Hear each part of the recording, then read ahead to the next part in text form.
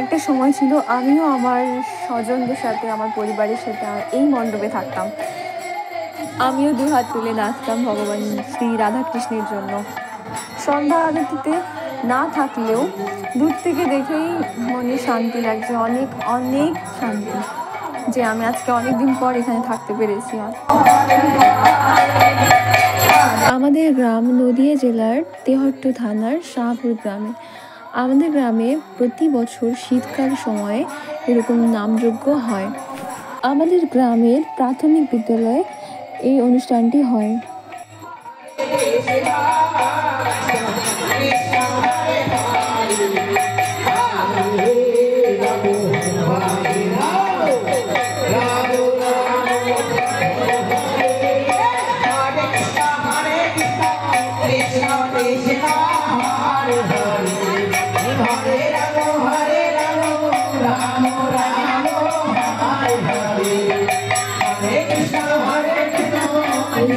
আমি প্রায় 2-3 বছর হয়ে গেল আমাদের গ্রামে এই মহানামযজ্ঞে আসি না।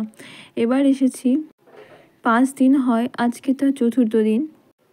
গান শোনার পরে একটু মেলার দিকে আসলাম। এখানে এই দোকানটাতে সব রকমের ঠাকুরের মূর্তি, তুলসীর মালা, ফটো সব কিছু আছে।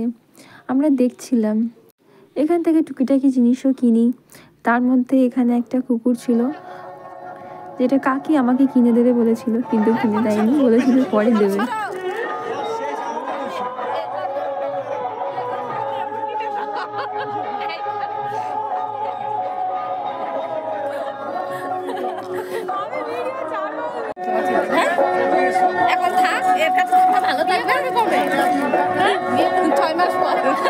তারপর এখান থেকে আমরা বেরিয়ে রাস্তা দিয়ে যেতে যেতে দেখি একটা ছেলের জন্মদিন সেলিব্রেট করছে। শুনলাম ওর নাকি গার্লফ্রেন্ডের সাথে ব্রেকআপ হয়ে গেছে, তো মনের দুঃখে এখানেই কেক কাটছিল। আমরা সবাই এসে হই হুল্লোড় করি, এই ভাইটার বার্থডে। জানি না আদৌ মিথ্যে কথা না সত্যি কথা, সত্যি ব্রেকআপ হয়েছে কিনা সেটা আমি জানি না, নাকি গল্প। এই যে দিগন্ত, ও ভীষণ কান্না করছিল, ওকে জাম্পিংয়ে ওঠাতে হবে, কিন্তু না, বৌদি তাড়াতাড়ি করে নিয়ে এসেছে ঘুমিয়ে বলে। কেক কেটে তারপরে সার্ভ করে সবাইকে, আর আমাদের দিগন্তবাবুও চুপ হয়ে যায় কেক খাওয়ার জন্য। কারণ এরকম দিন খুব কমই আসে আমাদের জীবনে, যেরকম হঠাৎ করে বার্থডে সেলিব্রেট করা রাস্তার মাঝখানে। বেচারা ওর গার্লফ্রেন্ডের সাথে কেক কাটবে কিনা, আর আমরা এখন সবাই মিলে মজা করছি।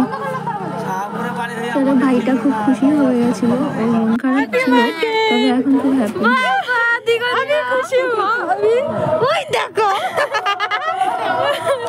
বার্থডে কার কাটছে কি